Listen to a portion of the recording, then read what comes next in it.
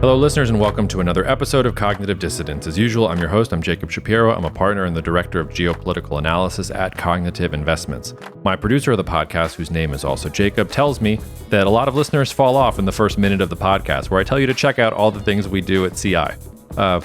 So I'll keep it short. Email me at jacob@cognitive.investments if you want to talk more about our investment strategies, the way we manage wealth for clients, if you want to become a client, if you want to have access to our research and not be a wealth management client, you just want access to all the research and the things we talk about here on the Knowledge Platform.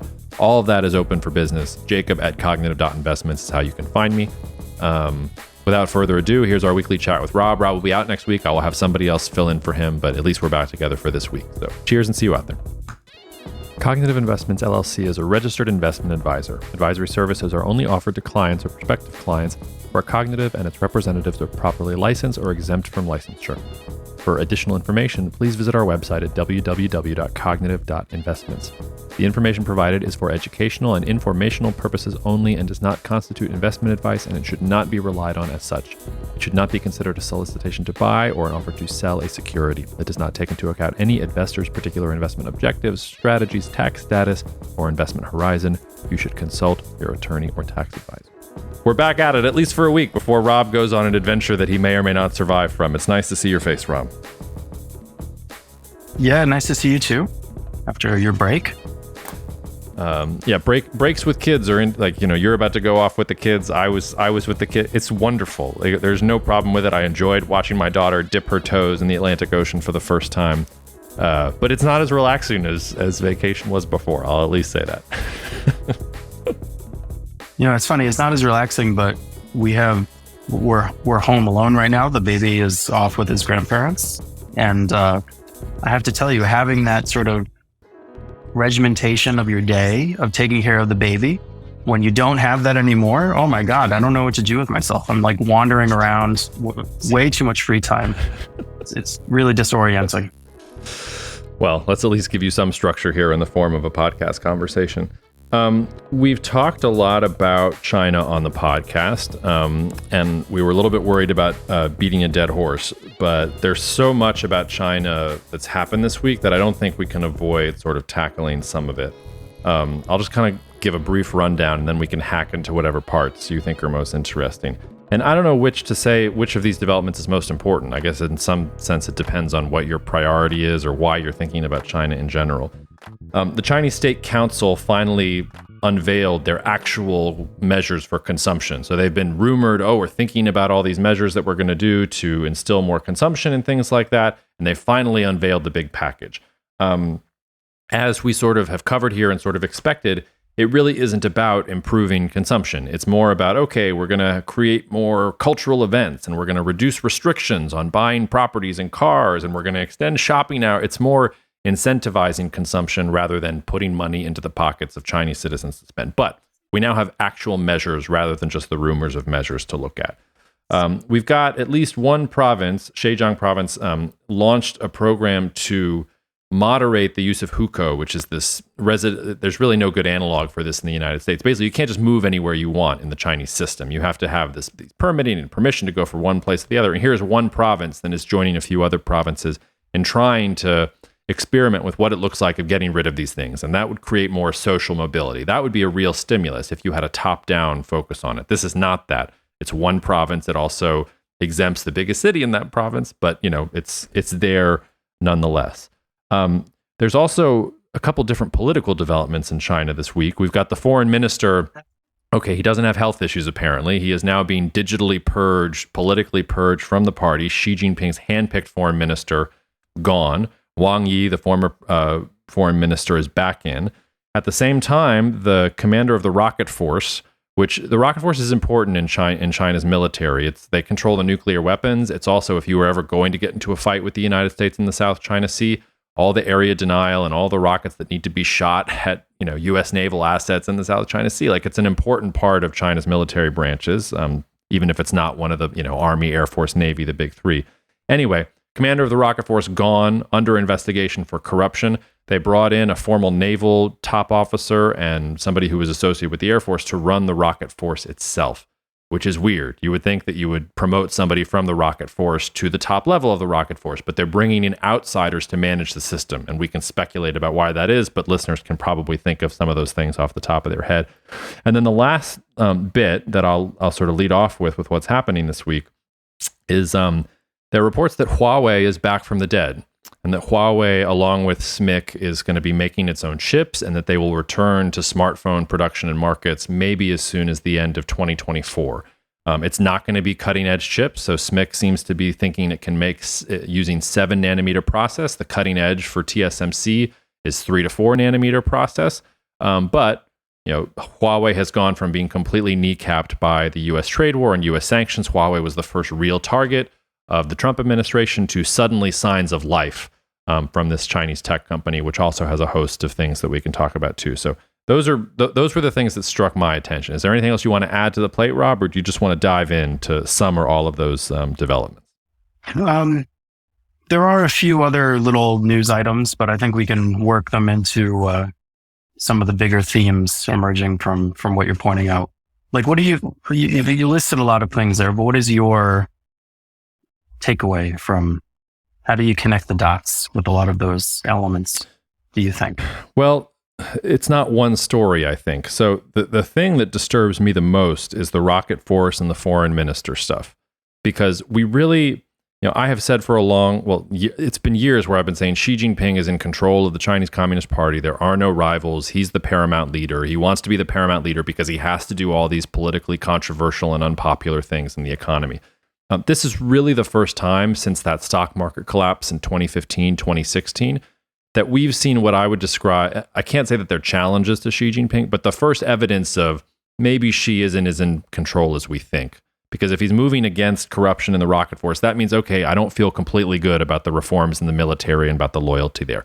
I handpicked this dude to be my foreign minister. 7 months later or whatever it is, he's got to go. We got to bring in the predecessor. So it's one of the first real signals I've seen, not just the speculation that's been out there for years, but real signal that maybe Xi is not as comfortable as we think he is, and maybe he has more house clearing to do. So that to me is the overall big picture thing. I think that does tie in to the state council announcements and the economic announcements about how they're going to try and stimulate consumption. Because to my point, I'm expecting bigger and badder than this. And if he's now worried about what's going on in the rocket force, so he can't focus on, hey, I need to take money away from these wealthy coastal elites or from these, provincial bureaucrats and get it into the pockets of these, poor Chinese citizens so that they spend more. Like, if he's not focusing on that and he's having to focus on these other things, that is also a very bad sign and cuts against some of the optimism I've had as a foil to your pessimism on the podcast for months. The last bit, though, to me, and is sort of China succeeding in spite of itself. And this is, I think the Huawei thing is actually very important as well, because we can talk about all the top-down and the geopolitical machinations in U.S.-China relations and things like that. But despite all of it, Huawei is showing that apparently it can innovate even out of the U.S.-China trade war. And I think the real disturbing thing for the United States is that the United States has gone after China in a very meaningful way, and it's done serious damage to China's attempt to be more productive and to have tech sovereignty and to move up the value chain, all these other things. But even with all the problems we just talked about, Huawei is showing you that Chinese companies can innovate their way out of it. And that, yes, you can cut them down for a little while, and maybe you can even prevent them from getting to the cutting edge, but you can't keep them down indefinitely. And not only that, by going after Huawei the way that you did, you've actually now created a more self-sufficient company that now is not as vulnerable to some of the things that you used before. So that U.S. leverage slowly starting to weaken because it was used to kind of go after China. And it doesn't seem to me that the United States, yes, it weakened Huawei for a couple of years. Is there a U.S. 5G champion now that can take up the mantle? No. Huawei is going to beat to getting back to where it was before versus the U.S. having a 5G champion to kind of rise up. So in the realm of tech competition, I think that's one place where it's the only real positive development in the week's events for China from that point of view. So that's how I would kind of weave all of that together. Yeah, no, I think that's right. Probably the events of the last few weeks are pretty thesis supporting if you're pessimistic on China, like I have been. Just to step back and get away from the day-to-day Because you see this all the time. Oh, stimulus, and they're going to promote consumption, and how are they going to do it? And they're going to announce this, they're going to announce that. And I always find it helpful to try to orient yourself based on sort of models or historical patterns. Like when we're doing short selling or longs or any kind of investment, like it's always good to have that kind of base rate. Like what's happened in the past when companies have tried to do this, when, you've seen this sort of psychological setup in markets or what have you. And the same goes for this very, very big picture stuff. And I think, and maybe you can think of examples that I cannot, but I struggle to think of an authoritarian regime who has ever done what China has stated that it wants to do, which is empower ordinary people who they cannot really control as well at the expense of themselves or corporate interests or, structures that they can control and that sort of form their power base. So the Soviet Union, their economic model was basically based on the same thing: compress households, constrain households, and channel those resources into big industry and, weapons investment and so on and so forth. But even if you go super far back, like go to the Roman Empire, right? Look at Mark Antony, with the first period when the Republic was giving over to authoritarian type government and the empire, the type government. Those regimes were entirely based on seizing assets and distributing them to literally their camp followers, like their soldiers, who would be sort of their base of power, but also, the way that they would administer the regions under their control. Like there's just no history of an authoritarian regime, of a Xi Jinping-like figure taking power, crushing dissent, and distributing or rebalancing that economic structure in favor of, mom and pop on the street. So I don't know. I just think that's a really important thing to always remember before you get caught up on, what are they going to say this week or that week? Like, it's just, I don't think it's ever happened. So you have to assume probably not going to happen. That has to be your starting point. Does that convince you, or what do you think? I mean, you've given me some homework to do about history in general. And just because something hasn't happened in the past doesn't mean it's not going to happen in the future. But sure, I take your point. I would not push back. I would ask you, so if you can't come up with a historical example for an authoritarian regime that has done this, can you come up with an example of a non-authoritarian regime that has done what we're talking about? Non-authoritarian regimes aren't usually in a position to crush anybody and distribute anything to anyone else, by definition. Well, now I'm like thinking about like the United States in the early 1900s and trust busting, and eventually goes to FDR, which really is a revolution in terms of how the United States deals with, extremely wealthy entrepreneurs or monopolistic companies or things like that. I mean, I'm sure I could find other examples where you have a government that steps in because they don't want companies or individuals to be too powerful in the system and redistribute wealth along those lines. Yeah, I guess so. But I think you have to think of it in terms of like what forms the power base of the regime, right?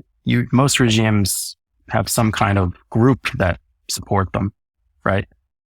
And with authoritarian regimes, it's usually very narrow, or relatively narrow, because that's how they be authoritarian, right? So when you've built up that structure based on that narrow base, it's very difficult to undercut the narrow base in order to make a necessary rebalancing, I guess is what I would say. Yeah. I mean, but yeah, just, I'm going. No, go ahead. I was just going to say, I don't want to get too theoretical here, but let's bring it back to like this week's news, right? So if your base case has to be, they're not going to do this in the end, or they'll make some show of doing it, but in the end, they just won't be able to do it.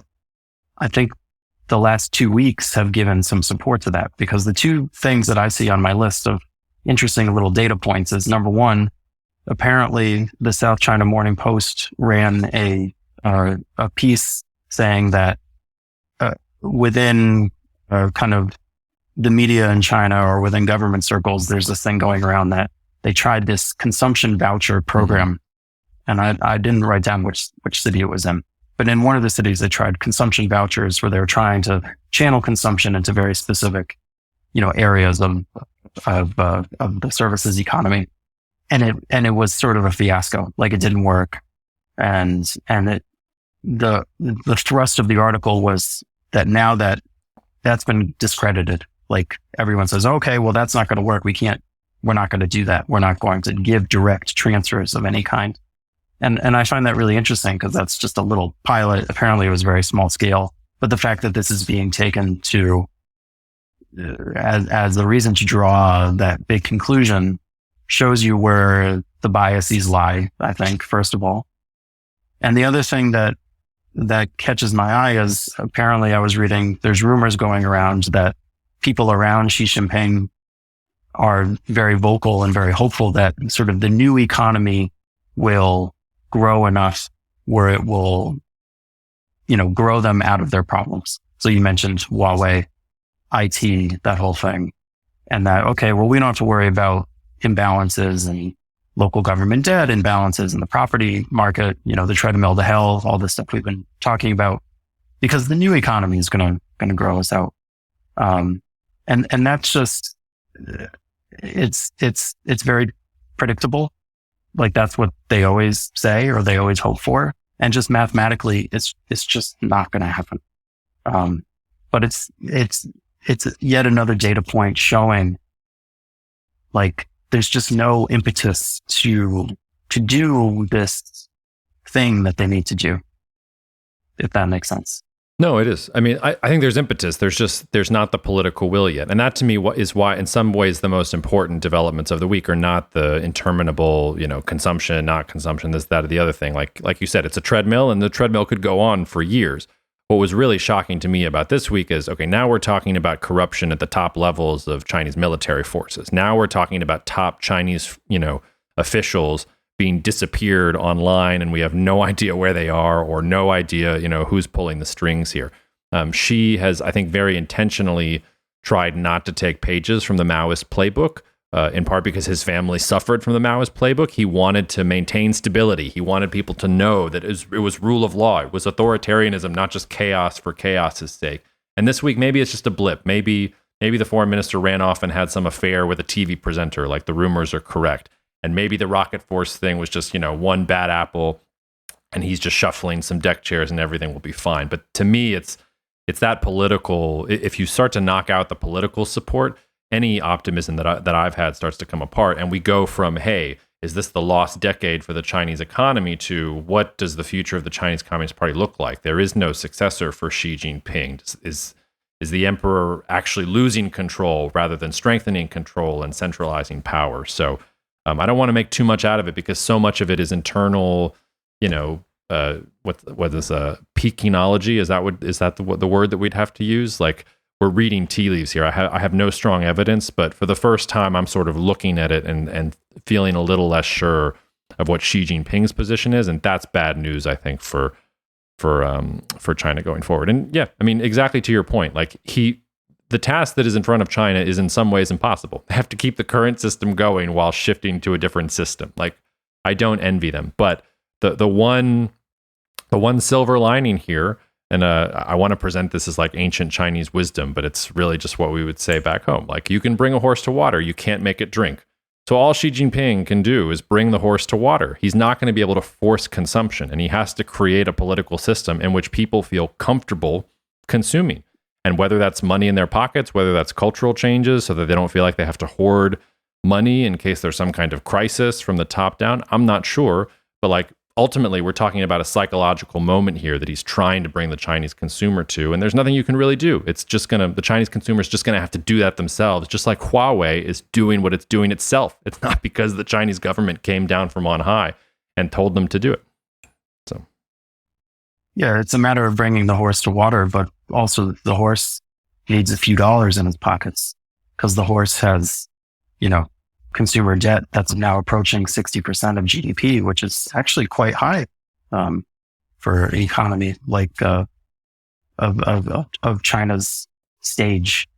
Well, as we've shown in the United States, you don't necessarily need dollars in your pocket to spend dollars. There's not a spending impulse there. It's a completely different worldview. In part because you've remarked about how amazing the last couple of decades are from a Chinese individual's point of view, the level of progress that China has made in general. But if you look back at China's history since 1950, I mean, it's a story of tumult and revolution and chaos, and a new regime comes in and a new regime comes out, and there's Tiananmen, and then it's crushed. And when you actually take the 100-year view, there's no reason to be particularly confident about the stability of the regime or being able to depend on what's coming down from the top down. So you have an impulse there where you don't spend, you save, so that in times of chaos, you actually have something you could fall back on. The whole emphasis on the real estate and property market is part of this. Rather than going out and spending and buying things, I want a third property or a fourth property because I want to hold the value of whatever wealth that I have and try and protect it as much as possible. So there is a psychological shift that has to happen. And that's,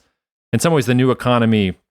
Yes, they want to outgrow the problem, but the new economy is also a way, I think, to try and shift psychologically a little bit the way things are going. It's no, think about entrepreneurialism, think about artificial intelligence, empower yourself, go do things, be part of this new glittering future and dream for China in general. And I just, I hate to come back to it, but it's just, I've thought of Xi Jinping as a fairly popular figure in China, where most of the masses see him as cracking down on corruption, on trying to right some of these wrongs, on trying to create opportunity. And if Xi is losing that, or if there is some kind of faction that is rising up against him, then there really is then we're talking about not a treadmill to hell, but we're talking about, real political problems at the top of the Chinese Communist Party. I wonder, and I suspect that a more likely outcome in the next 18 months is that they do turn back to the old ways. And the reason why I suspect that is, or just like you said, these are worrying signs in the last week about his grasp of power or any signs of things coming loose. But we shouldn't necessarily be so surprised by them because, we talk about him kind of taking the reins of power and just absolutely clamping down because they have to really make tough choices and a tough transition. Again, historically, that's when it's the hardest to clamp down. That's when it's the hardest to consolidate and centralize power. It's easy to centralize power around a figure when there's goodies to distribute and you control the goodies and everyone, is revolving around you like the sun because things are going well and there's growth and there's surplus to be given out to the people who are in favor. When it's distributing cost, which is essentially the part of the cycle where they are now, that's a much harder proposition because then you're distributing, okay, you have to take the hit and you don't. And that naturally leads to, people trying to defend their goodie grabbing positions that they had before.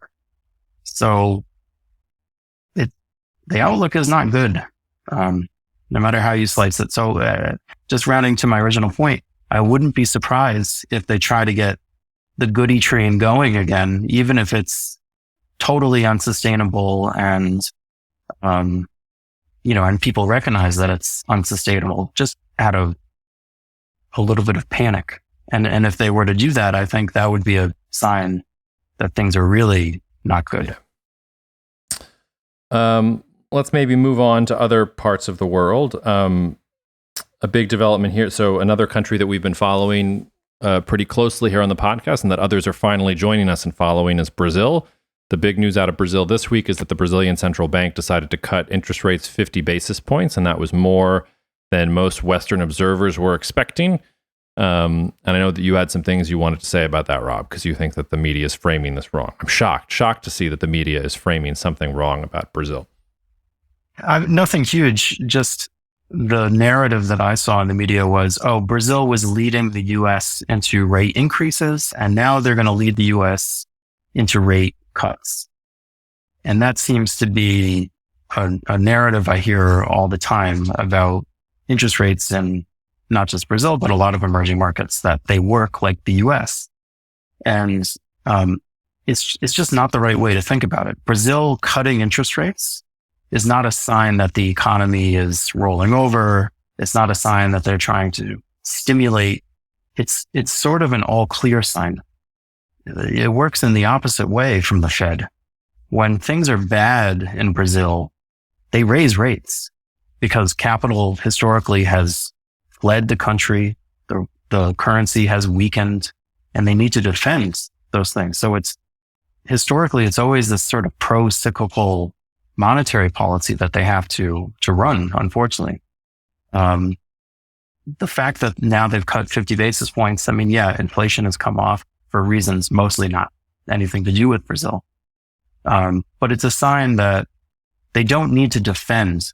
It's a sign of strength, not a sign of weakness. The time to be worried about places like Brazil and Chile and, God forbid Argentina, I mean, they're a pretty extreme case, is when they have to jack up interest rates because they're worried that they're going to be left in the cold.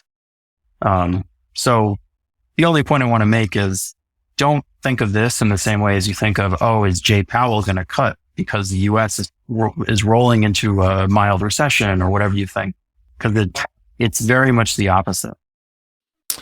It does. What do you think about it from specifically Brazil's perspective? We've had a nice run in Brazilian equities so far this year. Lula's been banging on the table like Bolsonaro before him about he wants the central bank to cut interest rates. And the central bank has said, we will cut interest rates when the data indicates that we should cut interest rates. So now we're at the moment. So does this actually maybe take some friction away? Maybe Lula will go start talking about something else. What do you think this means for the Brazilian economy over the rest of the year? Because so far this year, it's been a fairly impressive performance for Brazil. Well, I think it's an acknowledgement of normality, and increasing normality in Brazil. Lula wasn't able to bully them into doing what he wanted. The economy has been really quite strong. Inflation is normalizing as global food and commodity prices normalize and supply chain issues come out of the system. All of that is just a sign that things are normal. And that's really good. The other thing, we talk about this a lot in relation to Brazil, but, one of the aspects of normalization is spreads coming down everywhere in the economy, friction coming down everywhere in the economy. And there was a piece just this week I put on the Knowledge platform about the PIX payment system, which we've been kind of obsessed with for a few years now. The PIX payment system is a peer-to-peer, essentially costless payment system that the Brazilian central bank set up several years ago. And it has absolutely exploded to the point where the number of transactions using PIX is now equal to the total number of combined debit and credit transactions in the country. And when we were first looking at this 2 years ago, and we were so bowled up on this, analysts at that time were saying, okay, well, maybe by 2030, it'll take 30% of the debit card transactions. By 2030, that's what they were predicting. And we've already, quadrupled or quintupled that expectation in that amount of time. The point of this is these forces that are reducing friction in the Brazilian economy, and tax reform is sort of part of this bigger theme. They seem to be gathering strength. And a lot of these things are very, very positive. That's one of the main problems in Brazil. It's just friction, right? Whether it's in the financial system, whether it's in the legal system, whether it's in the infrastructure. I don't know if you've ever driven from Rio to Belo Horizonte, which is from the second to the fifth largest cities in Brazil. And Belo Horizonte is the center of mining. So all of the trucks that are, working for Vale and mining stuff out of the earth have to drive along this road. The road between those two cities is not even a freaking highway. It's like a 3-lane road, and that you have to dodge the trucks. It's terrifying. Goes through the mountains and everything. Like that is a visual image of Brazil's historical problem. But the more that friction gets smoothed out of the system, the more things normalize, the more people just stop paying attention to Lula and Bolsonaro and, oh my God, it's a crisis, the better things are going to get. Yeah. We haven't talked about Argentina very much, and we didn't talk about it while we were prepping for this, but do you have any hope for Argentina that they can change things? I mean, Peter Zeihan, who's been out here talking about geopolitics for a long time, my former colleague, is famously optimistic about Argentina. And when you just look geopolitically, like they have many advantages, and there have been moments in time in the last century or 2 centuries where Argentina has had, top level economy. I think in the early 1900s, the Argentine economy and the French economy, I think GDP per capita was relatively equal. But now Argentina is just this interminable basket case. And none of it seems to end. There's yet another IMF bailout or agreement in the last week or so. They're having to go to the Chinese for a currency swap to pay it off. It's all terrible. But meanwhile, they're becoming a shale superpower. And maybe from an energy perspective, they're becoming a little more self-sufficient. The weather is turning better. I don't know. Is there anything you think that can change Argentina's trajectory? Because if Brazil is doing well, you would think that Argentina could figure out how to do well too. But from just a politics point of view, it just doesn't seem to happen for them. I guess the only things I would add that aren't like part of the obvious consensus would be twofold. The first is, in much the same way that we talk about Brazil benefiting from sort of a volatility compression, so to speak, things get a little more normal, less crazy, that reinforces normal and not crazy behavior and so on and so forth. Argentina is almost stuck in the opposite, I think. Things are just always a basket case there. And the more that that's the case, the more people behave like things are crazy and unpredictable. And that's just not good for economic development and for just functioning until you get some kind of circuit breaker, until you have some kind of event. And in Brazil, frankly, that event was the hyperinflation of the 90s, which people today still remember as a traumatic period. And Argentina had the same experience multiple times, obviously, but for some reason they didn't take that and respond positively in the same way. So that's the negative take. But the positive take is, we've talked about sort of, in some ways, being super positive on a narrow elite that's globalized in some of these countries that have major problems. So in part, like as business goes global, as especially technology goes global, and you have people who are in these sectors, someone who lives in Bogota who's interacting with someone on Twitter or online and learning and having real connections and Zooming with them. They may be in Cambridge, Massachusetts or Silicon Valley or London or whatever. Argentina is really well placed for that. And you can see, like, Argentina has a shockingly high number of very, very successful internet companies based out of Buenos Aires. They have Mercado Libre is based there. They have Despegar is based there, which is our biggest position in one of our strategies right now. So we're talking our own book.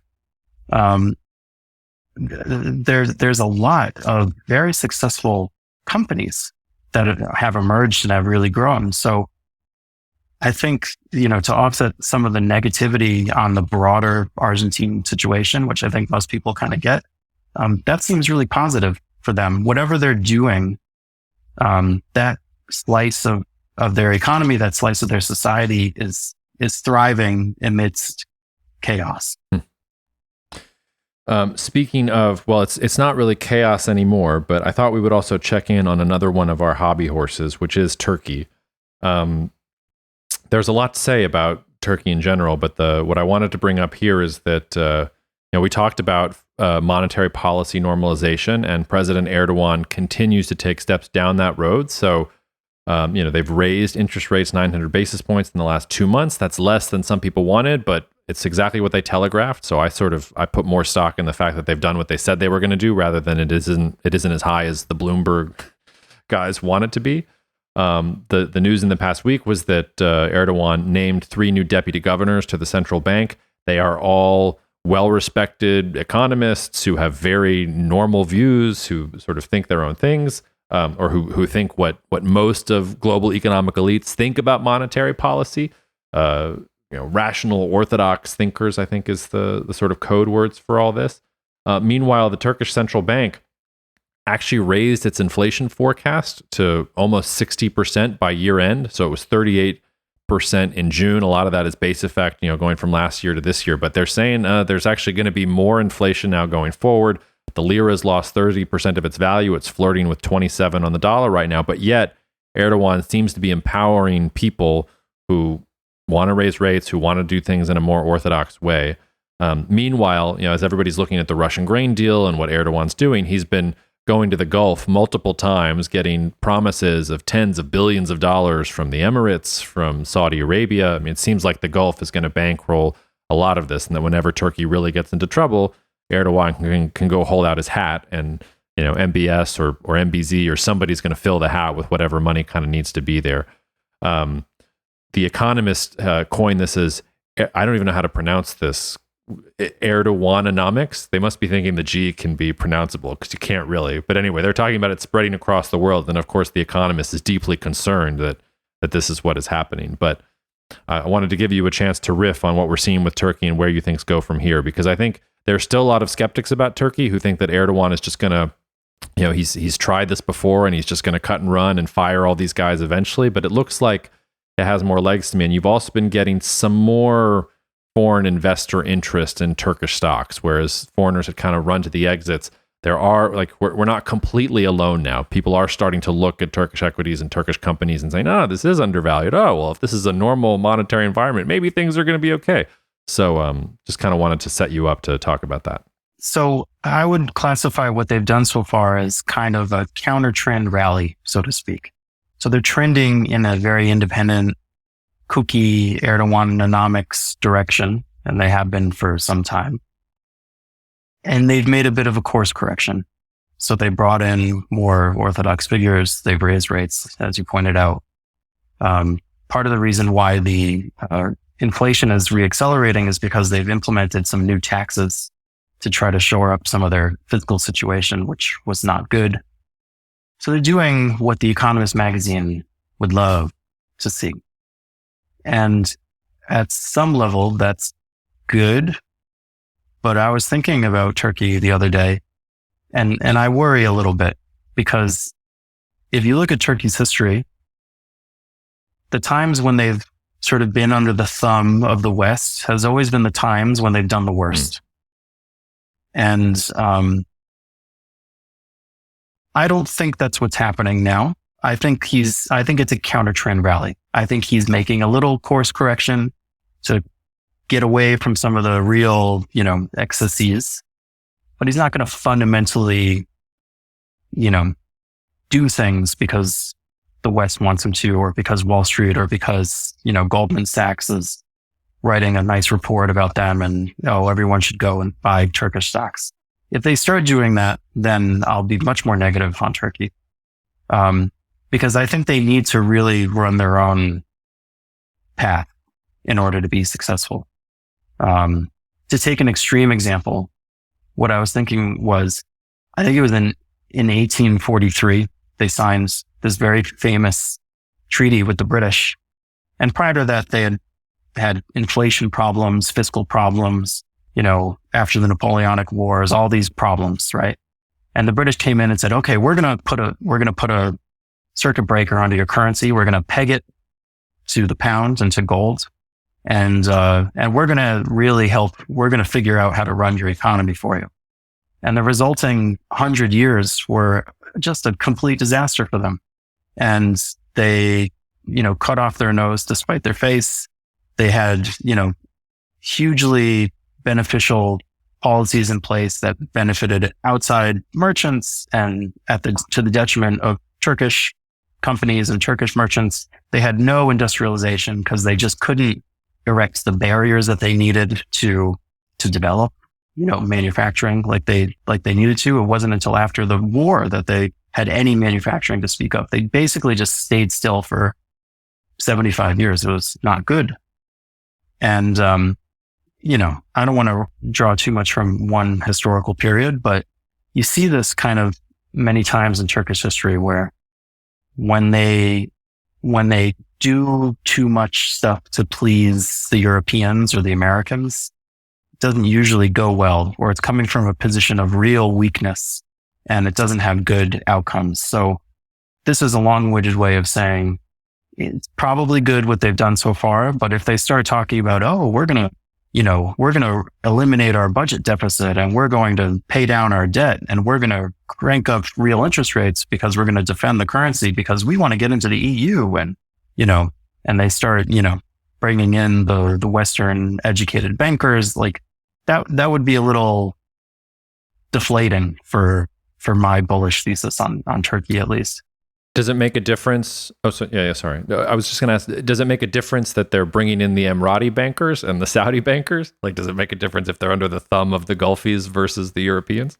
Well, yeah, because the Emiratis and the Saudis don't give a crap what they do with their policies, I think. I think they want to have influence there, but it's not the Economist magazine saying, hey, I'm worried that you're not doing this. Yeah, like, it doesn't work the same way, which is why I say I think it's a course correction, because they're doing that at the same time. So to shore things up. So the assumption is they're not doing that. But if they were to do that, I'm still very bullish on Turkey because I think it is just a course correction. But if they were to really clamp down on things to please us, people like us, that would not be good. But the thing I wanted to ask you is, they're kind of making nice with the West and talking about the EU and, why don't we start accession talks again? And, bringing in the First Republic CFO to be the central bank chief and, all this stuff. We talked about the multipolar thesis a lot. And, you've written a lot recently about India sort of making eyes at the US and really, playing nice. And does that call into question your views of India as sort of a separate sphere of influence, that's going to run a very independent course, et cetera, et cetera? I know the backgrounds and the reasons for those things are completely different, but do you see any connection between Turkey sort of making nice and India making nice? Is there some broader theme there? Or is that just correlation does not equal causation, if you know what I mean? I'm not sure either are making nice. Turkey doesn't seem to me as making nice at all. They've gotten concessions out of every single step of what they wanted here. As our friend Emre, who's been on the podcast before, told me, like, it's not about joining the EU. It's about visas and that kind of thing. Customs union, like there are actual issues that they want, and the EU thing is just what you use to sort of talk about it. For the price of Sweden's accession to NATO, Erdogan gets to look strong. He gets back into the F-16 program. He gets all sorts of things. And that confidence from the West probably helped buttress the lira a little bit too. And I think to your point, I mean, the reason I was so confident he was going to do a course correction in the first place was because he was simply out of money. Like, Turkey had no more money left. So they were going to have to do something. Otherwise, they were going to become the Argentina of the Middle East. India is a little different. I think the impulse there to get closer with the West is a little more real than what Turkey is doing, which I would describe as just completely pragmatic. But even then, I mean, until we see a real free trade agreement between India and the United States, I'm just not really going to buy it. Like, I know that, what was it, Apple or I think it was Apple, that's like 20% of something is going to go to India, and HP wants to move production to India.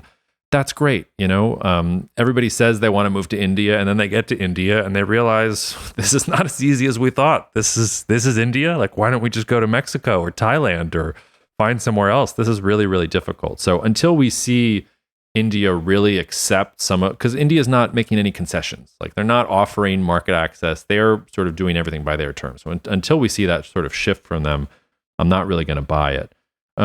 I will say, like, the recent things with Turkey have made me sort of think about, I've been very skeptical of Mohammed bin Salman's Vision 2030 in Saudi Arabia, that somehow Saudi Arabia is going to go from, just a big oil pool in the middle of the desert, supporting, the Saudi monarchs, into glittering, vibrant, new age economy. We were talking about new economy in China. The Saudis are the worst offenders of talking about the new economy and how that's going to grow them out of their problems. The one thing, like, Saudi Arabia doesn't have is They don't have an industrial production base. They don't have soldiers that can actually field all the impressive weapons that they've bought and things like that.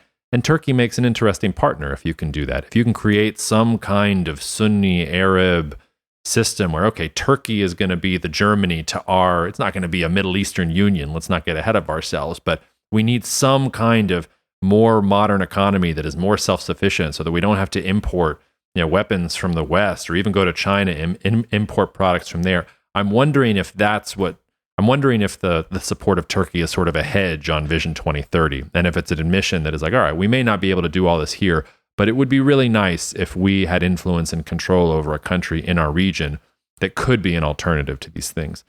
Turkey, they're signing deals for drones and military hardware all across the world.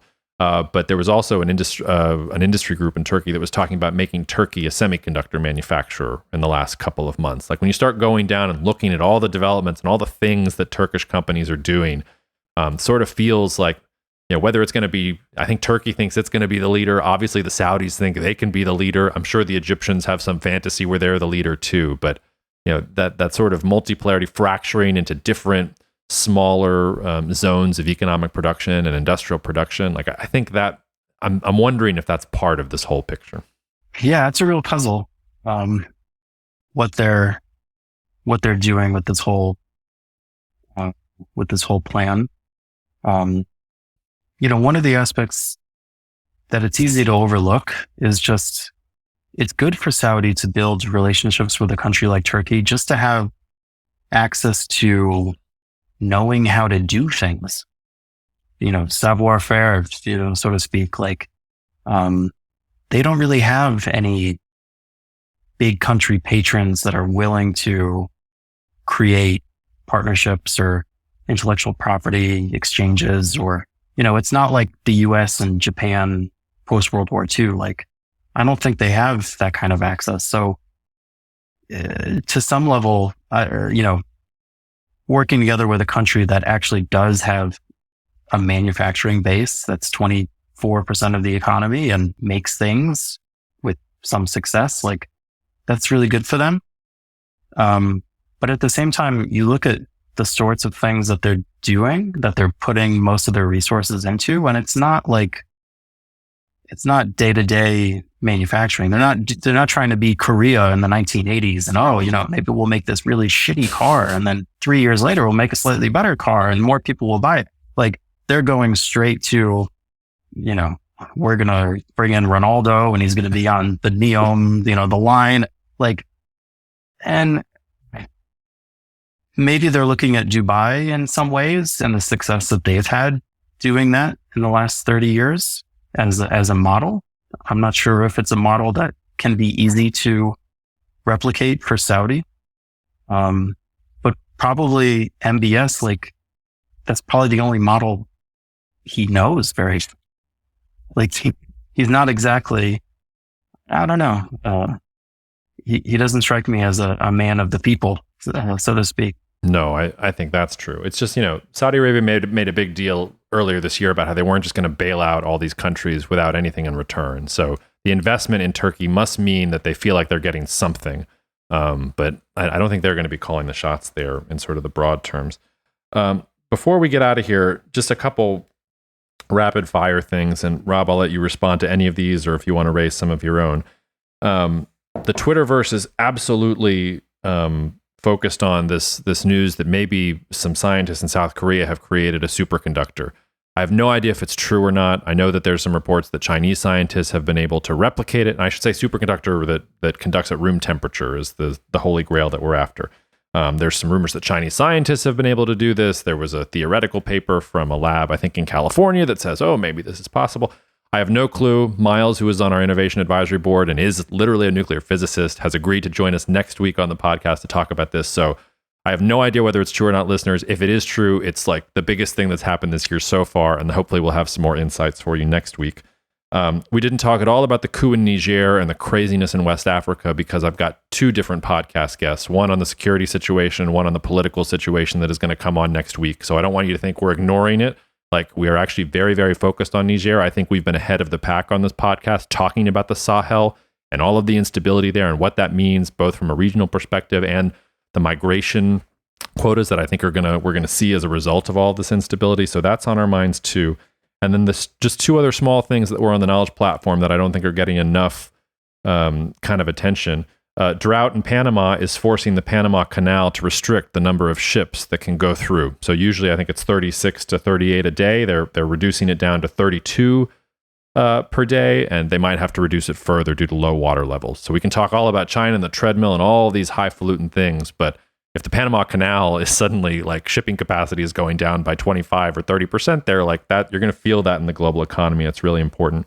And then the last thing, we already talked about Argentina, but Argentina today came out and said that one of the reasons they think they've had such a bad dengue outbreak this year in Buenos Aires and in northern parts of the country is because some of the mosquitoes that carry dengue have become resistant to the pesticides that they use to kill them.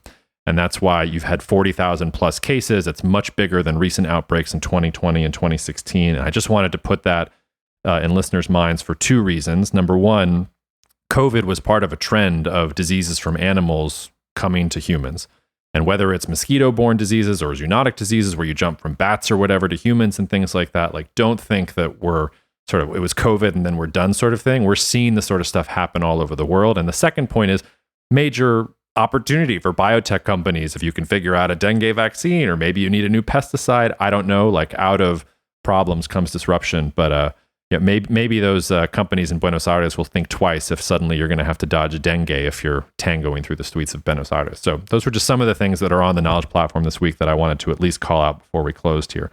Anything on your mind, Rob, or anything you want to pick at before we say goodbye? No, I think you hit all of it.